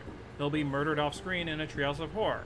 Or we'll see his chalk outline in a flash forward, sneaking up behind Bart, supposedly playing poker, killing Krusty in a Dr. Seuss parody. Or he'll show up in the opening credits, whether it be during the usual sidewalk scene, the clouds gag, the billboard gag, and even the couch gag. Here's Sideshow Bob as a tambourine in their Musicville short. These later seasons are well known for sneaking references into their background and establishing shots, so it gave him many more opportunities to pop in for a joke. In season 20's Wedding for Disaster, Sideshow Bob makes a... I can't believe this guy watched, like, the season, like, the 20s of the seasons of this show. Like, I'm still always blown away that there are people still watching it. I don't know who these human beings are. A brief appearance as a suspect for Homer's kidnapping. But Bob explains that he's actually making a statue of Krusty, and the two of them spent the day working and watching movies. He then points them in the right direction of the kidnapper. This little cameo is really awesome in my opinion. We've never gotten Kelsey Grammer where he doesn't take over the episode. It's fun seeing Bob as a random person that they could encounter in Springfield. The only other times this happens is a quick cameo in The Simpsons 500th episode, connecting with one of Bart's former teachers, and giving his condolences at Rabbi Krustovsky's funeral. This is another particularly good one, since it reunites Bob and Krusty. And we get a confrontation with Sideshow Mel as a bonus. I never knew I wanted this feud so badly. Anyway, in Season 21, we get the Bob Next Door, another Bart revenge storyline with a face-off twist. A new neighbor moves in who sounds exactly like Sideshow Bob, which makes Bart suspicious. It turns out, it actually is Sideshow Bob, who studied plastic surgery in prison and swapped his face with his cellmate. This is easily the most complicated of all of Sideshow Bob's plans, which is really saying something. Like, part of it hinges on the cellmate not being able to talk or communicate properly after swapping faces. Even his murder plan is ridiculous, with this pentuple cross-state murder at the 5 corners. In addition, this episode features a lot of body horror. Like, we literally see Bob cut off his own face. Gross. Jesus Christ. Interestingly enough, this becomes a running gag going forward, which honestly has to be very confusing and horrifying for the people who never saw this episode first. Bob gets out of prison again in Season 25's The Man Who Grew Too Much, this time as part of a prison work program with a company that genetically... Yeah, when Lennon comes back from the dead is a great episode. That whole episode is like a parody of Hunt for Red October, but it's so good. It pairs Bob with Lisa for this adventure. I guess he's working his way through the whole family at this point. Look forward to the great Sideshow Bob and Marge adventure in Season 33. These two actually bond and find stuff in common, and Bob even saves Lisa's life. But it turns out he was genetically experimenting on himself to make himself stronger and smarter, and planned to steal famous people's DNA to add to the mix. Oh. He ends up chasing Bart and Lisa using his new genetic powers, and threatens to throw... Where the fuck did this come from? ...them off Springfield Dam. This scenario seems familiar. Except this time they run into Marge's B-plot, and Bob ends up trying to eat Kearney's face. Yeah, this storyline is weird. Lisa reminds Bob that he's better than this episode, so he commits suicide by throwing himself off the dam. This doesn't work out for a couple of reasons. One, that we've established Bob always survives large falls. Why is there so much Simpsons? From what I hear, it's because at Fox, for some reason, the way that it works at Fox is that if you have a pretty good relationship with the creators, like if you have a pretty good relationship with like the channel, they will like never cancel your show. So apparently, like Matt Groening and Seth MacFarlane have pretty good relationships with Fox Studios, and so they will greenlight pretty much anything they want to do and basically give it as many seasons as they want. Off Springfield Dam, and 2, Bob gave himself gills. Hey, I warned you this episode was weird. Bob gets his own segment in Treehouse of Horror 26, when he finally succeeds in killing Bart, over and over and over again. You see, Bob is unsatisfied working as a professor and discovered that killing Bart was the only thing that made him happy. These later seasons made this angle a key aspect of his characterization. They were really interested on what truly motivates him. Does he really want to kill Bart, or is it the chase, the sense of vengeance that he needs in his life? In this case, his end goals don't really matter, as Homer basically murders him with a lamp, and he gets transformed into this creature. But don't worry, he'll be back for next year's Halloween intro to team up with Frank Grimes and one of the aliens. Season 29's Gone Boy continued this theme about God damn, this just keeps going. With Bart. Bart gets trapped in a bunker, and Bob is working in a prison crew assigned to help with his search. The search party mistakenly concludes that Bart is dead. Despite this, Bob still remains fixated on Bart. The memory of this kid keeps haunting him. They really did run out of ideas. Despite being advised to cut him out of his life. Bob insists that he won't believe he's dead until he makes soup from his bones. So he escapes prison, ambushes Milhouse, and is led straight to Bart. Bob tries to kill both of them with a giant rocket, but then he feels conflicted because of his therapist's advice. In the end, he releases the boys, telling Bart that he realized he doesn't want to kill him anymore. He goes back to prison and tells his therapist he is finally happy. Then, many years later, he is inexplicably living in a lighthouse, still writing death threats in the sand and regretting his life wasted by revenge.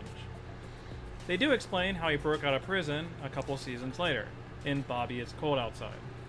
As of this So video's weird to see Sideshow Bob, or to see The Simpsons in 16:9. Just feels so alien. production, it's the last of the Sideshow Bob episodes. This time he crosses over with a Christmas episode, becoming Santa Claus at a nearby amusement park. Naturally, he runs into Bart, threatens to kill him, and then doesn't because he's a method actor playing Santa. There's also this mystery of someone stealing Christmas packages who has the initials SB. It's not Sideshow Bob, and this time it's not Selma Bouvier either. Wow, who would have thought they'd gone to this SB mystery well twice by now? Oh Turns boy. out it was actually Smithers and They're so out of ideas now. They literally have nothing left of this show. It's running on empty. They just like it's literally a show that is running on nostalgia for its own show, for earlier seasons of its own show. It's like insane. This show is a fucking Ouroboros of comedy ideas. Burns. And Bob helps Burns get over his childhood trauma. And then at the very end, he hooks up with this lady after singing a parody of Baby It's Cold Outside. Guessing Francesca and Gino must be out of the picture at this point. You can probably tell from the tone of my commentary already, but I don't think any of the Sideshow Bob episodes after Season 8 are all that good. I know some people like the Bob Next Door and Gone Boy, but I think the entire lot is thoroughly mediocre. Thoroughly. And this is me saying this, Mr. Modern Season Diplomacy. For me, Bob is one of those cases of very excellent character, very questionable development. The writers immediately understood what was memorable about him, and it feels like they beat it into the ground over the course of Cancel 20 the show years. and did Halloween We all episodes love every year as hearing this specials. guy That'd be pretty sing, fun. But bringing back Gilbert and Sullivan feels like the show just trying to relive the glory days. Bringing Cape Fear into my consciousness invites a comparison that the newer... Like the thing is, like old Simpsons, like the sort of like first 11 seasons of the show, or like to be perfectly fair, like seasons 3 through 11 are like legit like some of the best television that's ever been made. And then just now it's had more time being past its prime than it had when it was at its prime, which is so bananas. It is like it's not even like it's so weird how this show has gone for so long. episodes are just never going to win. The writers fell in love with this Roadrunner and Wile E. Coyote dynamic with him, where his stories increasingly center around killing Bart and the Simpson family. The goals of these stories inevitably become repetitive. To combat this, the writers had to ratchet up the complexity of his plan. But it's not that interesting of a twist to say this was actually part of Bob's convoluted scheme, when almost every other episode features a convoluted scheme. If I wanted to watch something overly complicated for no reason, I'd go watch Dark on Netflix again. So yeah, there's definitely the law of diminishing returns going on with this guy in the later seasons. But that doesn't change the fact that Bob himself is such a captivating character to watch. Like, his comedic timing is pretty much flawless. The show essentially told us why he works so well. Kelsey Grammer performs him with so much energy and wit that it's no wonder the writers would keep wanting to bring him back. As much as I grumble about the later seasons, I'm so glad that he got so much screen time. The brand new Sideshow Bob episode is always an event, and there aren't that many characters you can say that about. Sideshow Bob may not be the most successful criminal, but he knows exactly what the audience wants. Let me know in the comments what your favorite Sideshow Bob moments are. Damn. I just want to let you guys know the story came across while we were watching this, and I thought it was interesting. And that is apparently some White House aides are having discussions on how to stage an intervention with Trump to tell him that he has no chance of winning a second term, which I think is fucking hilarious. Fucking great. Love what's it called? The sheer amounts of like just watching all of the MAGA people on Copium has been hilarious. Okay, that was eye-opening. Let's see what's next in the hopper. This is. And how you think he's Oh, gonna... that's not. So this is British reaction from 1776 to Declaration of Independence from the Scots magazine. Okie dokie.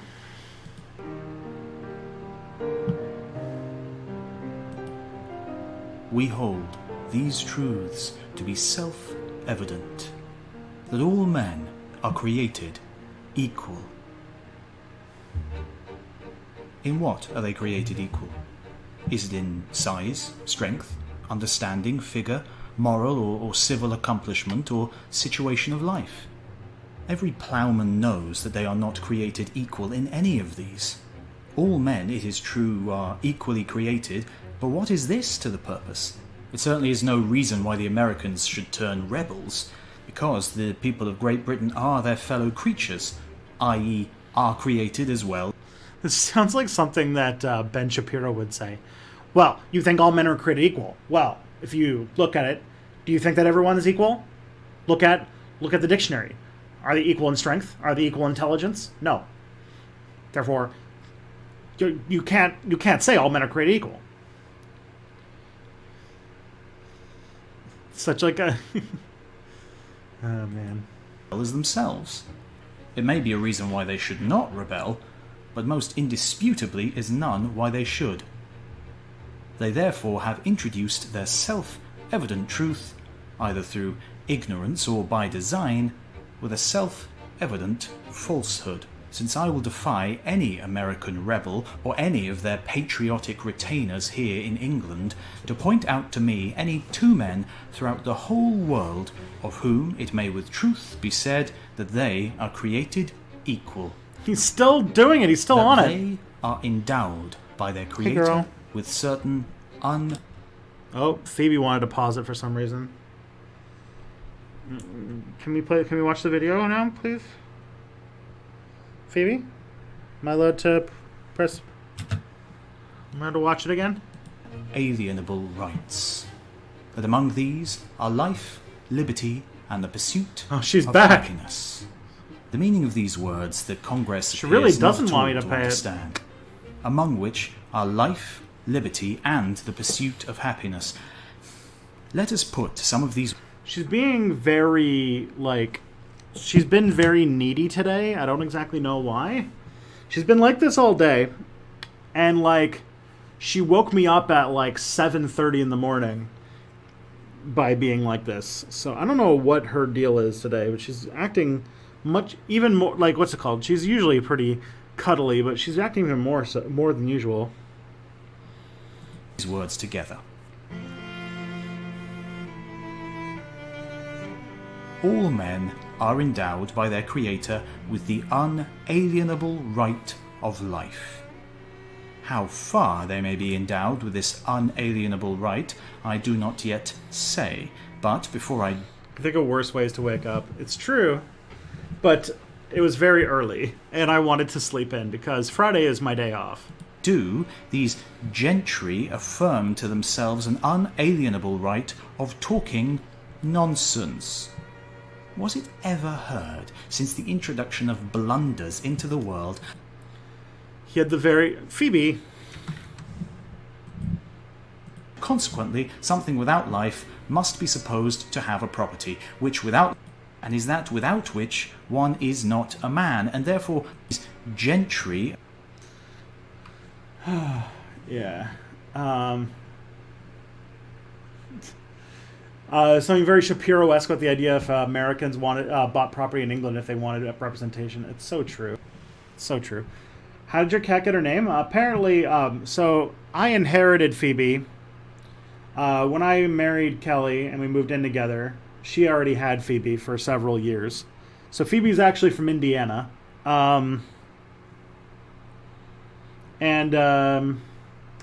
Apparently when Kelly rescued her from the pound or whatever, it was already her name, so we just went with it. Affirm to themselves an unalienable right of talking nonsense. Was it ever heard? This guy really does sound like Ben Shapiro. Since the introduction of blunders into the world, that life was... How old is Phoebe? Phoebe's about... I want to say that she's about 11 years old. And Kelly got her in like 2009. Man's right, life, or animation is of the essence of human nature, and is that without which one is not a man, and therefore to call life a right is to betray a total ignorance of the meaning of words. She's sort of a middle-aged cat. A living man, i.e. a man with life, hath a right to a great many things. But to say that a man with life hath a right to be a man with life is so purely American that I believe the texture of no other brain upon the face of the earth will admit the idea.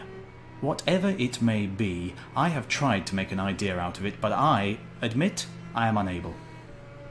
Prior to my having any right at all as a man, it is certain that I must be a man. And it follows, a man I certainly cannot be if I have no life, and therefore, if it is said that I have a right to life, then the word I must signify something without life, and consequently, something without life must be supposed to have a property, which without life it is not possible it can have.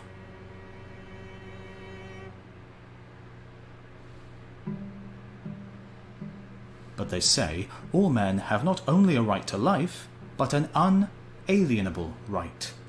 The word unalienable signifies that which is not alienable, and that which is not alienable is that which cannot be transferred so as to become another's, so that their unalienable right is a right which cannot transfer to a broomstick or a cabbage stalk, and because they cannot transfer their own lives from themselves to a cabbage stalk, therefore they think it is absolutely necessary that they should rebel.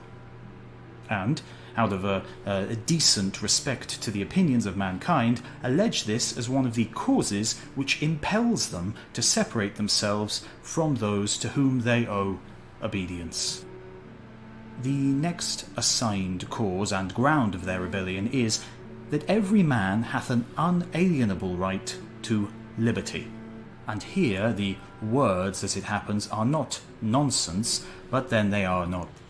This is like the 1700s version of a Sargon video where he's pausing every 5 minutes to yell at the video. Yeah, it's true. True. Flaws there are in America, and where there are flaws, their liberty is alienated. If the Creator hath endowed men with an unalienable right to liberty, no reason in the world will justify the abridgment of that liberty, and a man hath a right to do everything that he thinks proper without control or restraint. And, upon the same principle, there can be no such thing as servants, subjects, or government of any kind whatsoever. In a word, every law that hath been in the world since the formation of Adam gives the lie to this self-evident truth, as they are pleased to term it. Because every law, divine or human, that is or hath been in the world is an abridgment of man's liberty. Their next self-evident truth and ground of rebellion is that they have an unalienable right to the pursuit of happiness. Oh boy, here we go. The pursuit of happiness is an unalienable right. This, surely, is outdoing everything that went before. Put it into English. The pursuit of happiness is a right with which the Creator hath endowed me, and which can neither be taken from me, nor can I transfer it to another. Did ever any mortal alive hear of taking a pursuit I don't know the name of the words. happiness It's from a magazine, man? I guess. What they possibly can mean by these words, I admit, is Scott's beyond my magazine. comprehension. A man may take from me a horse, or a cow, or I may alienate either of these from myself. Americans said that liberty is unalienable, yet alienable peoples liberty themselves. Therefore, liberty is not an inalienable right. Checkmate, founding fathers. For real. As I may likewise This totally anything is that I 18th have. century Ben Shapiro. But how that can be taken from me, or alienated, which I have not, must be left for the solution of some unborn Oedipus. That was funny. That entertained me. I had giggles from that. Fucking 18th century Ben Shapiro. Wow. So it sounds like people have been insufferable dipshits for as long as we can remember. That's reassuring. Oh my god. Okay. Apple presents the iRack. Holy shit. Holy shit. This is from Mad TV, which was sort of like a really, really, really bad knockoff of Saturday Night Live, which was also really bad. So I actually remember watching this. Mad TV skit live on TV when I was like a kid. So I totally remember this. Pro UBI, with stipulations, yes. UBI without any like laws and protections and like things like rent control and public health care are just a $1,000 subsidy to your landlord, which like, yeah, no thanks. Holy shit. Okay, so this is like super old. Let's see. How did someone dig this up? Apple Computer shareholders and investors, may I introduce the founder of Apple Computer. For some reason, it's only playing out of one channel of the audio, so I'll have to turn it up, but it's going to sound weird. Mr. Steve Jobs.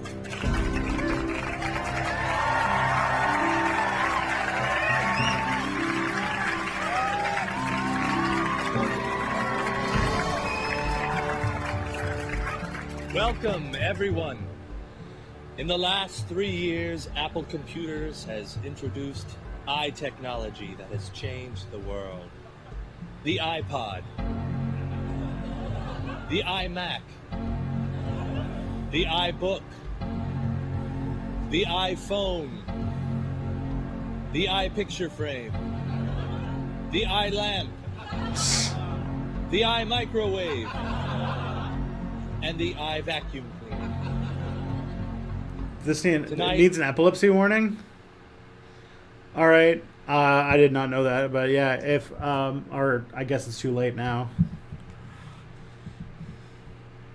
I will unveil to you our newest technology, and it will synergize with all of our products. Ladies and gentlemen, I give you the iRack.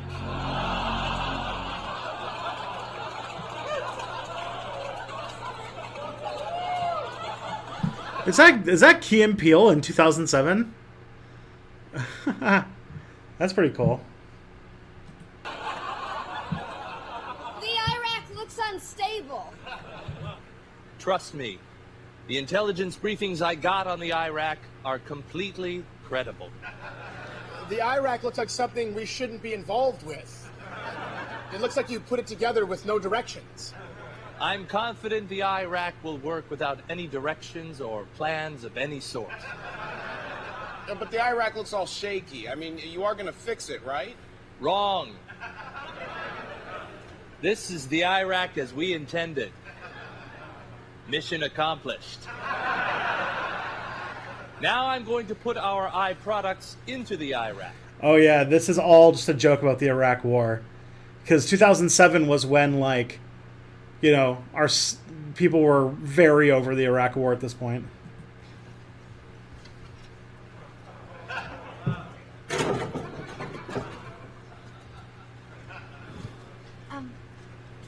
Mr. Jobs, don't force them in there. I know what I'm doing. I'm not dumb. The iRack looks like it doesn't even want those things in there. Don't worry. I know what's best for the iRack. Don't put more in the iRack. It'll collapse on itself. Wrong. What the iRack needs is more things. You shouldn't be putting more things in. You should be taking things out. Yeah, get things out of the iRack. Does everyone here want me to take things out of the Iraq? Remember when American wars could end? Yeah, I for hear real. what you're saying, and the answer is no. I'm going to put even more things in the Iraq. But the eye products don't Listen, this is where humor was in 2007, everybody. even look like they're... Do you pronounce it Iraq or do you pronounce it Iraq or Iraq? I read that liberals like to pronounce it in the British English.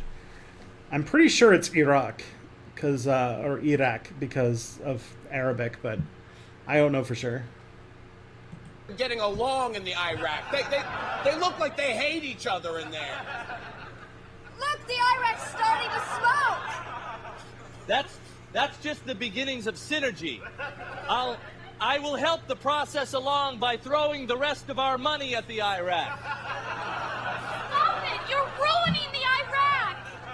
As stockholders, we will not support you in this. I don't care. And guess what? I'm going to put 21,000 more things in the Iraq. Oh, the Iraq's on fire! Oh my God, the fire from the Iraq is engulfing the entire building. Everybody out! Oh my God.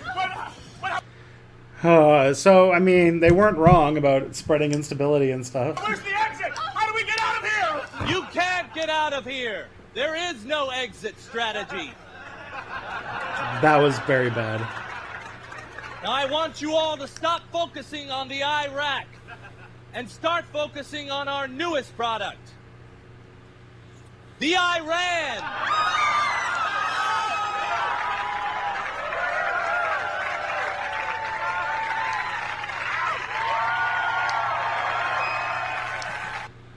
So yeah, that was where humor was in 2007. I remember watching that episode when it came out, long ass time ago. Holy shit, that takes me back until me being old.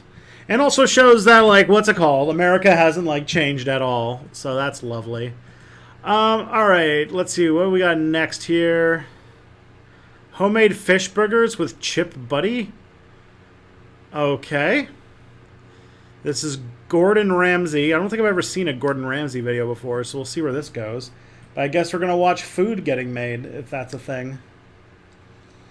It's a palate cleanser, in a way. Fish fingers with a delicious chip butty. The secret of a good chip butty is in the potato. What the fuck's a chip buddy? These are Desiree potatoes. One of my first ever jobs was working in a chip shop. I used to put sacks and sacks of potatoes into the rumbler. It's butty, like B-U-T-T-Y. My guess is it's one of those weird British words that, you know, we on this side of the Atlantic don't know. Because of all of our freedom. Which was then the potato peeler. French fry sandwich? All day long. Okay. Today I'm going to do something a little bit healthier. For my oven chips with a twist, simply peel. French fry sandwich, that's such slice, a British thing. And blanch for 3 to 4 minutes. Drain, season, and cover well with paprika. Spread evenly over an oiled baking tray. And place into a preheated oven for 20 minutes. Simple as that. Next up, easy fish fingers. This is pollock. A really nice, firm, delicious fish. Cut the fish in finger size batons of fish. Put them onto your plate and just lightly salt them. You can do that literally 20 minutes, 30 minutes before. I thought this guy's whole shtick was that he just, like, yells at people who are trying their best and shits on other people's work because they're not as good at cooking as he is. Isn't that, like, Gordon Ramsay's whole thing? Why is he, like, teaching us how to make something? This feels almost constructive. I thought he was just... I thought, like, the only people liked him because he just emotionally abuses random people.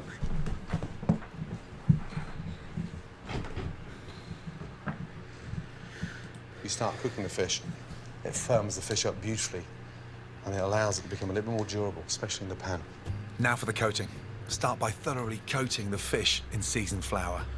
And then just roll it to get rid of those little sharp corners. Because then it stops those corners almost burning in the pan. In to your egg wash and really coat them. Wonderful. Some more chill in the UK. Okay. And this is dill. Goes brilliantly well with the fish. And run the dill through my breadcrumbs. Oh man, I'm a fucking sucker for dill. Dill's so good. That makes it more aromatic.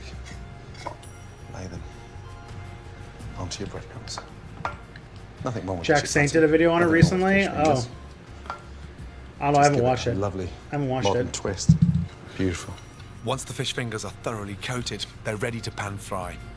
And they'll need around 3 minutes on each side. I want the fish fingers to be nice and crispy. Get a really nice colour on them first, and then we'll Hey, flip look them who's over back. and finish them with butter.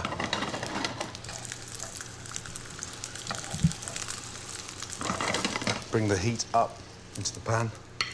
A nice little knob of butter. That'll work wonders with the breadcrumbs and the dill. Did Phoebe see the fish and she just came Nice up and and she wants the fish? Take them out. Phoebe's like... Phoebe actually doesn't like human food all that much. The only human food that she's into is like... what's it called? Like, she likes dairy. Like, if you accidentally leave yogurt, like an empty yogurt container or something on a table, she'll get her face in that right away. That's more of her thing. The smell, incredible. Stay nice and crispy. Now to assemble my chip butty, starting with buttered, thick, crusty bread. Oh man, Kelly and I are like not eating carbs, but man, thick, crusty bread. God, takes me back. Eat a slice of bread. Mop up that amazing flavour. On. This feels like a thing that only British people could invent. It's starch on starch sandwich. Slice in half. Never slice in an angle. My mouth is salivating. Beautiful. On with the chip butty. There's one thing missing. And it signifies that I've never forgotten the joy of comfort food. But my God, that makes me feel like a 9-year-old. Now, excuse me for one moment, will you? I want to stuff my face.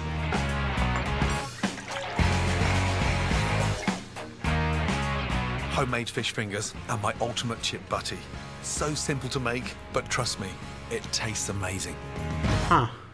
Now, the secret to whisking is a big, beautiful balloon whisk. The bigger the balloon... Alrighty, I don't usually watch food videos. That was an experience. I also want to mention that because of the changing and scheduling and stuff I did, that we're going to be wrapping up in about 8 minutes. So hopefully that doesn't shock anybody, since we're moving the stream to be about 2 hours. And we're going to be moving it earlier next week, but I'm still going to wrap it up early today. So we'll see what's next.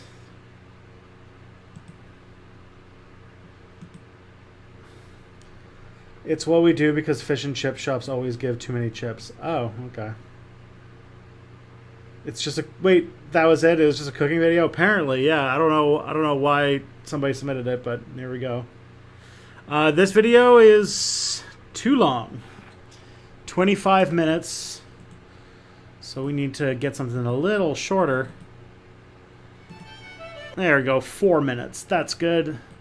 Salmonella Academy. Okay. I like this channel's fun from time to time, so let's see what this goes. I think I've actually seen this one. Diogenes, the publicly defecating philosopher. That's a fun one. Phoebe, don't play with my fidget cube.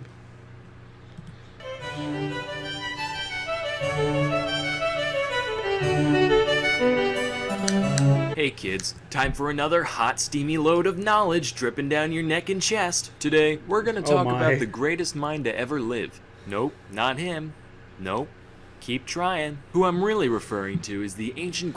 There's a great Salmonella video about Terrorizing, and it's pretty fun because he was like such a strange human being. But yeah, I like Salmonella's Academy. They're good videos. You could not... I don't know if you could start a channel as big as his today with like this sort of like rudimentary art style, but I love it. It's got this like feeling to it. Greek philosopher known as Diogenes of Sinope. Diogenes followed the school of thought known as Cynicism. I was sure you'd hate this guy. Why? His videos are funny, they're entertaining. As far as I know, he doesn't lie. He doesn't like do like weird right-wing shit or anything. He's just funny history stuff. From the yelling at CNN, sitting down during the pledge kind of cynicism we know today, cynic philosophy centers around the rejection of conventional desires in favor of a simple... Like, he's not, like, my favorite YouTuber who's ever lived, but, like, when his videos are good, they're pretty funny. Lifestyle. But while many philosophers made a virtue out of self-discipline, Diogenes took all that to a whole new level. He was the most down-to-earth guy out there. Literally, he lived on the ground, in a big tub in the market. So you've never had a lomo saltado? My mother literally put fried potatoes on rice. See, here's the thing. I was raised by... And this is sad. I was raised by two parents and grandparents who all didn't like cooking. So I really have never... Like, until I moved in with Kelly, and Kelly likes cooking, so she does that. Like, I've never had anybody who, like, actually, like, enjoyed or gave a shit about cooking. And so I am, like, used to, like, the absolute, like, just, like, absolute bottom tier food. So I have, like, no culture. Marketplace where he'd beg for a living. For a while, his only possession was a wooden bowl, until one day he saw a child drinking out of his hands, and he was like, what do I need this shit for? Now, though his way of life in perspective was unique enough, it's the way Diogenes showed it that really set him apart from the rest. Make light of serious stuff like the guy did the Congo video? Sure, but, like, usually Salmonella just focuses on, like, individuals and, like, kind of, like, oddities and stuff like that. I don't know if, like, if he made, like, a Salmonella video about the Rwandan genocide, I'd be like, maybe not. But typically it doesn't seem like he goes in that direction. Rest. When someone today wants to go against society, they dye their hair blue and make a blog post about how there aren't any obese women of color in Super Smash Bros. On the other hand, when Diogenes has something That's to not say, the greatest joke. he just jerks off in public, takes a dump in the amphitheater, pisses on passerby, whatever. The way he saw it, he was just performing much needed bodily functions while also protesting the superficiality of the civilization around him. Keep in mind, though he was an unwashed, Such a 2017 publicly defecating joke. homeless man, that's not all he was. His wit was easily on par with his philosophical contemporaries, and his lack of inhibition meant that everyone knew it. Oh For example, boy, here's an okay. often I did not realize that there was so much slurs in his videos. That's not good. Man, I really gotta pay attention to the kind of shit that this guy puts out. Oh, God.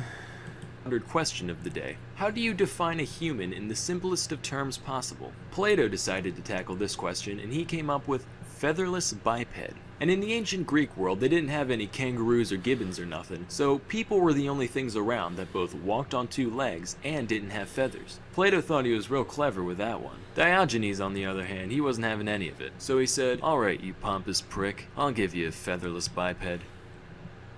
So, in reality, we do not learn. And what we call learning is only a process of recollection. Oh, god damn it, not you again. What's up, fuckers? Hey, check out this person I found. Isn't it such a human? Look at him, wow. What a guy. Anyway, love to stay and chat, but I saw some trash outside that looked delicious. Smell you later, deliberator. Yes, my student. Yeah, what the fuck? Here's another anecdote. Macedonian King Alexander was a big fan of Diogenes, so he decided to pay him a visit. And he said, hey man, big fan. If there's any favor I can do for you, anything at all, just let me know, I'll make it happen. Now to put this into perspective, this is Alexander we're talking about. The guy who had his cousin straight up assassinated so he could take the throne. The guy who would later go on to conquer the majority of the civilized world. And you know what Diogenes says? He goes, yeah, you can do me a favor. Thank you. Move over, you're in my light.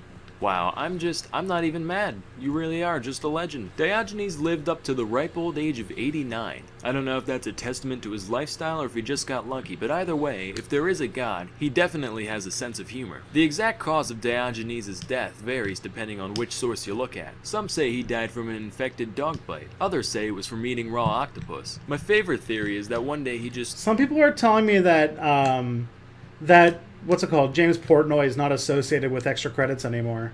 Is that the case? In which case should I watch them again? Are they good? I don't know. Got tired of living, and he just held his breath till he died. He left behind instructions on what to do with his body after he passed. Now, when people think of special post-mortem instructions like these, they usually think, scatter my ashes at 6:53 a.m. off the western face of Mount Rainier using my grandfather's favorite ladle. None of that with Diogenes. He kept it simple. In the words of Danny DeVito, when I'm dead, just throw me in the trash. Specifically, he wanted his body tossed into the wild so animals could feast on him, thereby giving back to the earth what little he took from it. So kids, moral of the story, don't judge a book by its cover. The man who appears to be nothing more than a shit-smeared babbling vagrant could actually be the wisest man you'll ever meet. Or he could really just be a raving fucking lunatic. Bring a knife, just in case. Anyway, till next time, I'm Salmonella, and thank you for watching. Well, shit. What's wrong with James? Oh, man, he had, James Portnoy was a guy who, when running extra credits, he had, his girlfriend worked at the company with him, and when they broke up, he decided to basically try and destroy her career through, like, trying to portray her as being, like, I don't remember what he tried to portray her as, but basically, his, like, ex-girlfriend wrote this really long tweet thread that was sort of during the peak of the Me Too movement, where he just, like, pointed out, like, all the bullshit and everything like that, and apparently, yeah, just, like, super emotionally abusive and stuff like that. Okay, well, I think we are good for today. James, what the fuck? Yeah, for real. Is a Biden victory good for shit without the Senate? Not really. I mean, I guess Trump has gone away, but that's about it. So I guess James Portnoy is gone, and I can take a look at this channel. But let's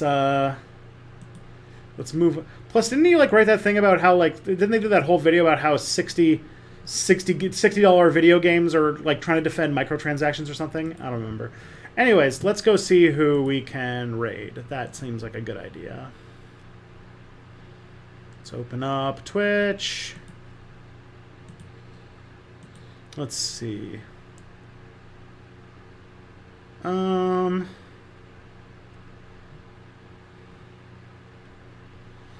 go raid Sean. Sean's fun.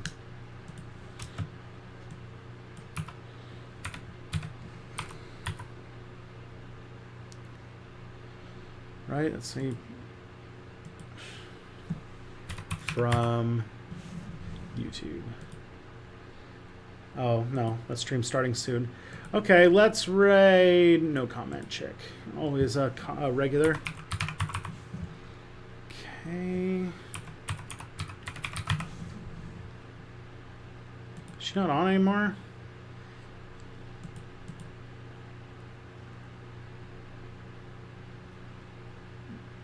No comment. There we go. Okay. Oh my goodness, her stream hasn't started yet either. They're all just getting started. Okay, I guess let's raid Rob Russo. All right, everybody, have a nice weekend. I will be back on Monday.